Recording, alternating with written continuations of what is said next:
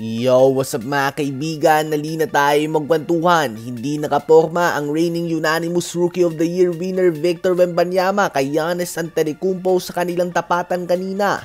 Nakuha ng Milwaukee Bucks ang panalo sa score na 121-105 sa game kung saan umabot sa 26 points ang tambak ng Bucks sa Spurs. 26 points, 5 rebounds, and 8 assists si Damian Lillard. 25 points, 16 rebounds, and 8 assists si Giannis Antetokounmpo.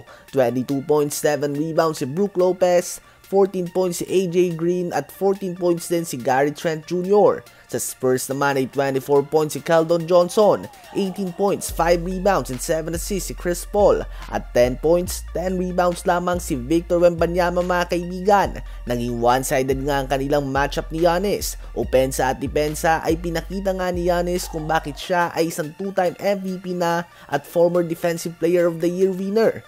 Tambak naman ang inabot ng Los Angeles Clippers na walang Kawhi Leonard laban sa Denver Nuggets na walang Nikola Jokic sa score na 126-103.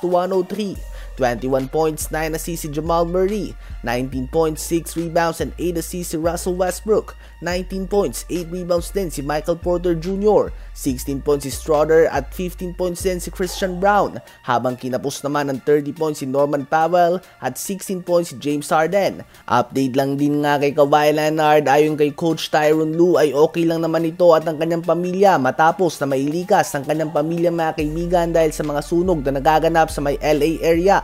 Ngayon ay tumungo naman tayo kay Shaquille O'Neal at Dwight Howard, dalawa sa pinakamagaling na center sa 2000s era ng NBA. Ang dalawang ito ay matagal na nga nagbabangayan at hanggang ngayon ay patuloy pa rin nga sila mga kaibigan na nag-aaway na parang mga bata. Pagod na nga daw siya ayon kay Howard, palagi na lang nga daw siyang inaatake ni Shaquille O'Neal. Akala nga daw ni Shaq ay ginagaya siya ni Dwight, subalit ayon kay Howard ay dapat nga daw itong tingnan ni O'Neal bilang isang compliment.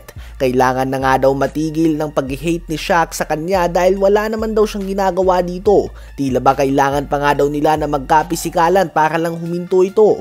Palagi nga daw siyang iniisip ito. Sa isang tweet ay sumagot ang 4-time NBA champion at sinabi na nakakatawa nga daw na iniisip ni Dwight na may pakialam siya sa kanya. Tinawag din ito ni O'Neal na sensitive at hindi na nga daw niya babanggitin ang pangalan nito.